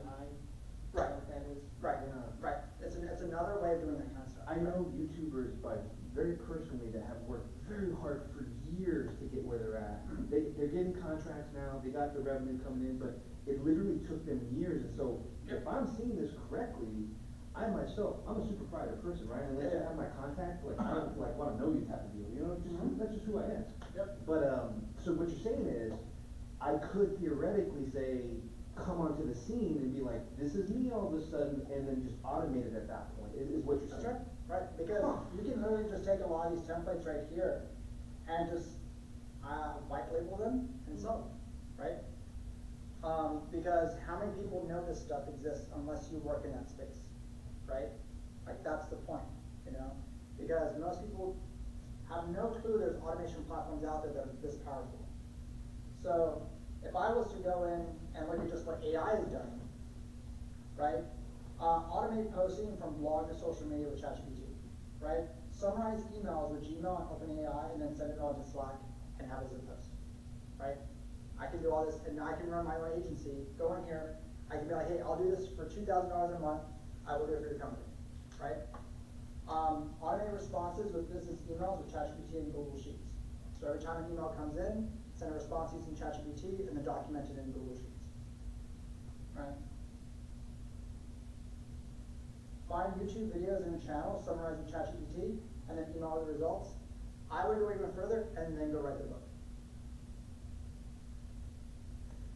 So I guess in that same kind of like whenever you're applying for a patent, it's kind of like the first person to file kind of gets it. So you're saying in a book sense, which is like, hey, this is the first time I've used it for this particular sentences and algorithms and all that. So that's what you're trying to do to capture it, and then you said sell it on the market as a book. Sure, why not? I mean, like, didn't that happen in Amazon when ChatGPT 3.5 came out? The When you say- marketplace was flooded. Yeah, when you say write a book, it's published digitally then, it's a book, is that what you're saying? You can do that too. Like, remember, Oh, you're writing hard copy books that are being published. yeah, because the idea is like, so Make allows you to go up to 1,000, 2,000, module operations, right? So you're not limited to 10 things. You can go as far as you want, right? So if you want to go in and transcribe, let's say, 20 different videos on one topic, take the transcription of that. From the AI. Uh-huh. That's what it was kicked out there, you put that together and call that a book. Well, no, it's going in and looking at all these YouTube videos, and it's looking at the transcript, right? And say, I want you to take this transcript, put it in my voice, go write the book. Make sure it's always 10 chapters, make sure there's always 3 sections, and make sure there's always a nice ending, right? And then I want you to take that, add another component that says, now go post it in my Amazon store, and then fill out the rest of the copy, right? Just like that. Are there people or agencies, I mean, there's a couple years, but do you know anyone who does that for me if I want that, if I have a specific problem? or Liam mission? does that. Liam does that, and then there's Nick, Wait, who's Liam? Liam Oakley. But Nick, Oh, you mean the YouTuber? yeah, the YouTuber. But again, he charges a lot of money, right? Like, he's been doing this for a long time now. But again, he's going in and he'll build custom systems for you. So basically, he's building this kind of stuff right here, but for you. Or he may just be using For me this as an agency or for me as a client? as a client, right? Like whatever it is you're trying to accomplish in an automation sense, he will build it, sell it to you, and then that's it, right? And if you know what you're doing, you'll take that and use it. Otherwise, you will pay him a monthly service fee to run it, and then that's it, right? So what makes Make so powerful is that you can do anything with it, right? You can have it write all your books for you, you can upload it. Like every week I need you to write 100 books, go find this, this, and this, and then when you're done, let me know. Yes? Theoretically, you could use it for an audiobook, because there's lots of books, for example, at Geekdom, where I was like, hey man, can I get a copy of this? They're like, great, here you go. And they gave me a copy, which was great. And then the next day, they're like, oh, by the way, we need that back. So I was like, what? You gave me the book. And so I just told them, hey, can I get the audio version? They're like, we don't have that. And so that's what I was thinking. Could you be able to take your voice and then do a book and have an audio book version, and then just sell that on whatever platform at that point? Okay, yes, that's Okay. right. So that is correct, because you would be able to take a lot of that stuff, upload it to this, and then it can spit out, different things. It can turn into a podcast, it can turn into a book, it can turn into a video. Now that Sora is publicly released, it can do that as well, right? But what Google just released right as well is Notebook LM. Who has heard of it? Okay, here's where your life is about to change, right? You can give it an article, and it can take that article and turn it into a podcast. And you can determine, I want a 5-minute podcast, I want a 20-minute podcast, whatever, right? It will determine the length, right? And then it literally sounds like 2 people talking. If you want to go, it's like, I need 4 people talking, I want one being this person, one being this person, one being this person, right? Or if you just want 2 people, 3 people, like, you can determine all this stuff. And when you go in here, you start to realize, like, this is a really powerful thing. Because what I've started to see people doing is, you will see people upload books, research articles, and then turn them into a podcast. So if you're a college student and you have to read a boring research paper, now you can have it in a podcast, right? And now it just sounds like two people talking and discussing the article. Wow. So I'm gonna use my own voice, right? But Absolutely. could I theoretically say Gilbert Godfrey, have him have his voice? If it's licensed to them. If it's The licensed. Godfather. Yeah, yeah, if it's licensed, yeah. Cool. So yes, but that is where we are now, and that's why now, if you've seen, if you've been paying attention to podcast numbers, they have exploded even more because of this tool. Now I can go in and generate 20, 30 podcasts in a week, and it can be based off of whatever I want. Like, let's say I'm a lawyer, and all these research articles come in through the Journal of Criminal Statistics, right? And I can take every single one of those and just turn it into a podcast. Right? Is there like a thing that interviews me, like basically an interviewer, like a? So what you're gonna do is you'll either have a transcript yourself, and then you will incorporate that into the transcript, right? Okay, so I'm giving my answers and it incorporates it somehow. So you wanna know how crazy this gets? Yeah. I'm gonna show you how crazy this gets. Let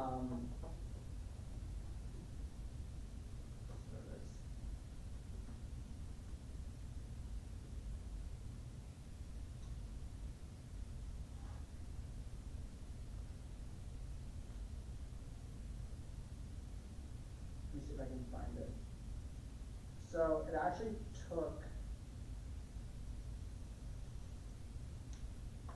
oh man, I don't know if I'm gonna be able to find it, maybe. So basically what it did was it took Facebook's terms of service and it turned it into a podcast.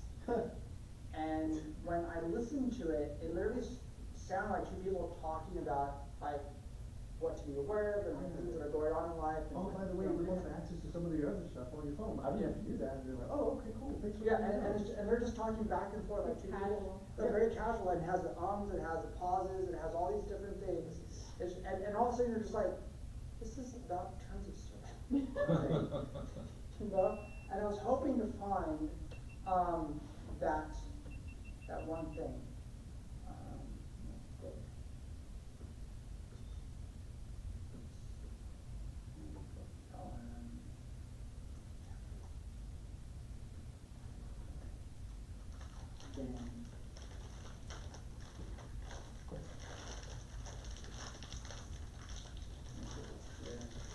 Yeah, I can't find it.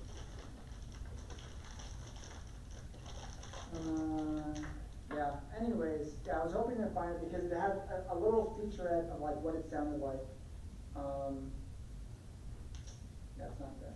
But anyways, basically what you just do is you upload it into Notebook LM, and it will just basically automate a, or spit out a podcast for you. And then that's it. So, yeah. I was really hoping to find that.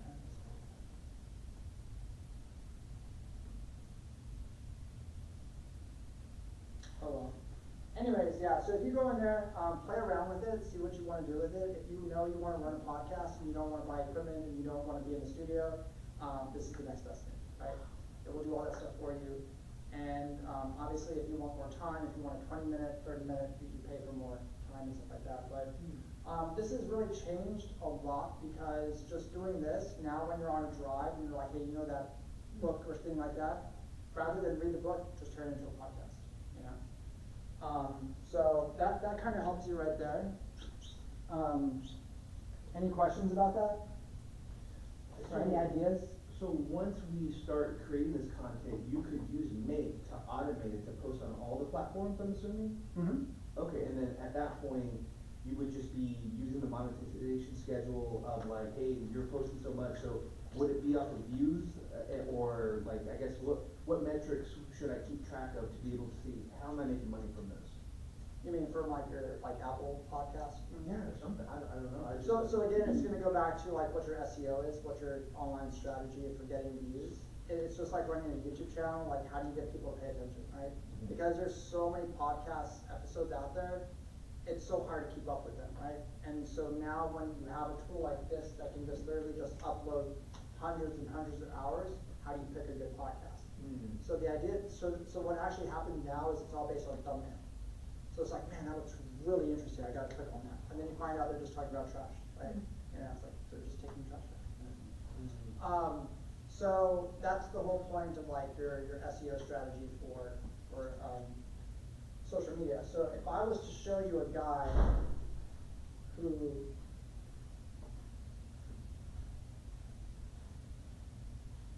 mastered social media, this would be the one. This was the guy before Mr. Beast, by the way. Oh. So what can you tell me right away from his videos? His thumbnails, he has all his mouth is open. What else? They're bright colors. Yes. Anything else? They look like they're all outdoors. Anything else? Wearing a pink shirt and all. Right. It all conveys some type of action that's happening, right? And so that's the most important thing about the thumbnails here is that you have the guy who mastered the thumbnail strategy because he understood the importance of like visuals. So what do you think he was doing before this? Before being a YouTuber, Yep. selling shoes at Nordstrom's. That's too mundane anymore, so it's some shoes on the street in Times Square. Yeah. He was a physics graduate at Stanford. Okay? And he was one of the top students out there, and he worked with a prestigious professor. And I know this because I watched the podcast with him, and he basically goes to his professor one day and says, I want to be a YouTuber. It's like, but you have all this grant money, you're going to have an amazing lab pretty soon, you're going to be doing this amazing research. Yeah, I want to run some pranks now. Oh, wow. I want to do pranks. Wow. Right? And so if you look at the history of his videos, like they go on a long, long time. Wow. Right? He's Is been he doing still this for producing? years. So remember, how much does a physics professor at Stanford make per year? Let's just say graduate level, 120, maybe 150? Okay. He was doing this for about 2 years. He had already bought his third mansion. Okay. Okay? He has gone through so many mansions that most people can't even comprehend something like that. Like he owns so many expensive sports cars right now that it's ridiculous, right? How much do you think his professor is still making? The same amount? There you go. Right? So the reason why he understood this was because he realized, like, I can take physics and understand, like, what is something cool in physics that people like to see, like pranks, actions, things like that. Like the slow-mo guys became famous because they took high-end cameras and they showed you something that you could normally not see, right? And he applied the same thing. And so he took off, became a millionaire, and now the rest is history, right? But he understood the power of colors, visuals, and everything. So going back to the podcast question, when you want to run a good podcast, you need good visuals to get people to click on things, you know? So, but yes, we went everything from Perplexity all the way over to Pi. We saw Claude, and then we introduced new ChatGPT Pro, which again, please don't buy this. It's really only for institutions. Nobody needs to be worried about like your dietary, needs. But I will say, I hope this helps. Oh, yes. I'm sorry, just wanted to see if anyone needed parking for the downstairs garage. Oh, I have valet, does that matter or no? I don't know if it'll work for a valet, you can try it. What? So, I got some street parking, so I feel kind of lucky. Yeah. But I wanted to ask, How does the parking work? so where is this location that you're talking, so? Yeah, so the garage is on the intersection of 7th and Brazos. Okay.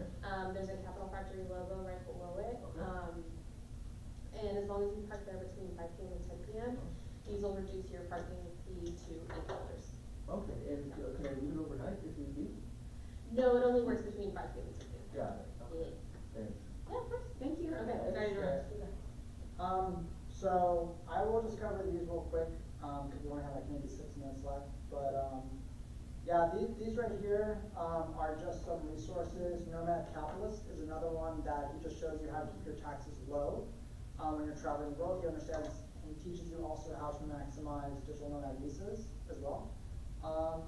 And online communities, Digital Nomad World, Nomad, Notion. I would recommend people getting certified in Notion if you want to stay ahead of things. Right? You don't have to, but it's kind of cool. Right? What is Notion? Notion is another platform for like productivity, managing stuff. So if you know Airtable, things like that, it's a really cool platform. It does automation as well. But yeah, I hear a lot of people using Notion now, and because it's just become so popular, there's a certification for it. But I will tell you this, having a virtual assistant can help you in so many ways. So they can go out and find discounts for you, book events, find events, things like that. So if you don't want to sit at home using AI, just hire somebody. And I'll go through this real quick. Yeah, just have like business cards with you if you want, learn basic greetings and different phrases. And if you're not sure, talk to AI, have those conversations. These are the updates for next year. Again, it was approved, so I've already posted all the events for next year on the calendar. So if you go to Luma /Digital Nomad Lifestyle, you'll see all the ones added. I will be adding a Patreon for this program. I will also be adding a paid newsletter, social mixer, and then online paid workshops, and then hopefully a dedicated website for this course. So that way it has resources, book recommendations. I will let you know.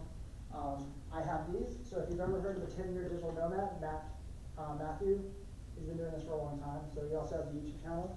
So if you want to pass these around, and then You Deserve Good Bravado. And then, oh, this one just came out by the way, Marketing with AI. Phenomenal book. I have been reading this. So many amazing tools in here. And then Digital Nomads for Dummies. So, and the Kindness Diaries. So this book was written before like YouTube and AI. And you want to know, can you travel the world with kindness? Well, now you have AI, right? So now you can travel with AI. And if you have any more questions, that is my calendar link right there. So you can scan that. I also want to thank Steve right here for providing the pizza. This is from Home Slice. Appreciate it. It's so good. It's my favorite. Yes.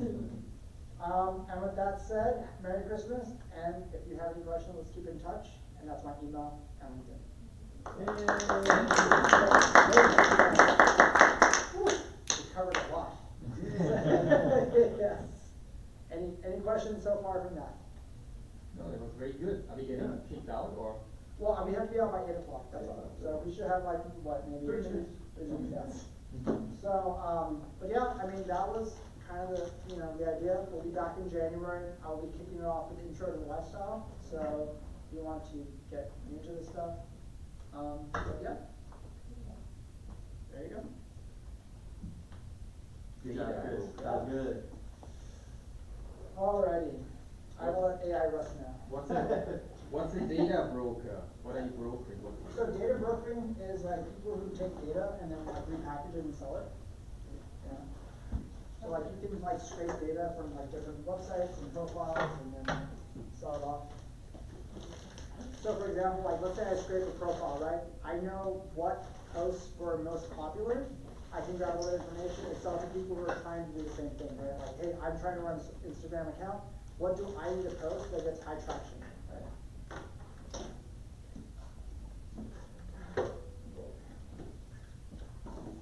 All right, man. Yes, thanks. Yeah. You too. Alrighty. Yeah, I was wondering, I'm like interested in intelligence, not like being smart, in data, but it's like more one-off things, like for example, who on YouTube has the most followers who also is an expert or talks about X, like X, like Doug. and that's very hard to figure out without AI, but with AI, I mean, you could just scrape all the shit and see what are they talking about. That's right, exactly. Not I can't do that, so, Right. I mean, but it's more like a one-off thing, it's not like, oh, scrape the data and then you package it and make a lot of money, it's more like I need it. So, And then entertainment. what kind of people, would you do that, or would the Dylan guy do it? Like, probably, but. Yeah, probably, yeah. I mean, like, that would be a sense of just like, okay, who am I looking for? What information do they have that I need? And I don't have time to watch all their videos, so I can go ahead and have AI do all the transcripts and just send me an entire update and give me a summary and email it to me. So I say, hey, you talked about this, put that in a spreadsheet, and then turn it into a Yeah, it's really like an intelligence problem, like who in the world are the people who talk most about this thing? Yes. Right, and have the most voice. Exactly. Please sign in. I just need that for Oh, yeah. Yeah, I mean, it is. This is great thing. It's never So so I don't, easy. is it, is one thing about things. My name is Jill, but Chris, I have a question for you. So I scout and hire and train virtual assistants for nomads and content creators. Is there any AI that you didn't go over that you recommend I make sure they're aware of? Ooh, man, I mean, I have a spreadsheet of like over Yeah. 500 different AI tools. So if you want, put a star by your name, Okay. and then I can follow up with you. Yeah, so yeah. you hire, you scout and hire VAs. Yeah. Yeah, it's, I burned the business out of going MIA all summer, and all my business still ran. Oh, wow. And I'm like, oh, most entrepreneurs don't have this, but they need it, and we know how to do it. Yeah, So, yeah, it's pretty cool. Where do you look for them? Yeah, but there's different platforms we'll post and share, and then we'll, track. So are you a VA agency? Yeah. Technically, yeah, it's called VA for Visionaries.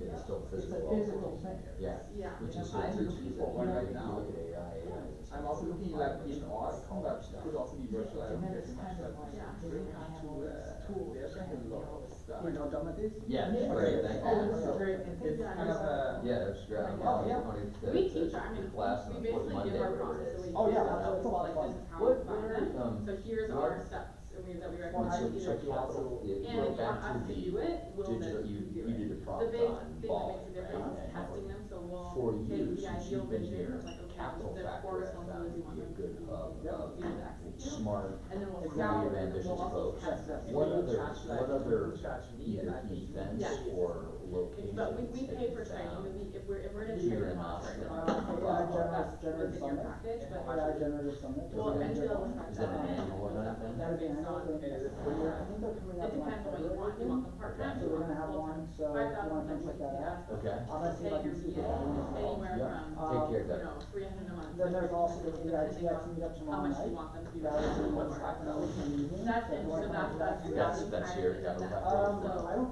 think it's training here. I them think on it's content Are there strategy, or ever one SOP, the main one that our audience collects is content strategy. This is really the So slide. there's a content creator with a Where either through Instagram So- strategy as well, business so. school or something, you So, said, okay, yeah, here's kind the of a strategy flow and of, here's how to again, do it. ideas. Right, there is, the only problem is they're very restrictive who shows up. Exactly. So they don't really have a lot of and then you people find that someone work. to train Yeah. them, and That's the problem, right? But they have like maybe Yeah, one or you two pay, well, events no, a it'll year, depend on, but that's about it. how much you right? end up So paying them unless will you're depend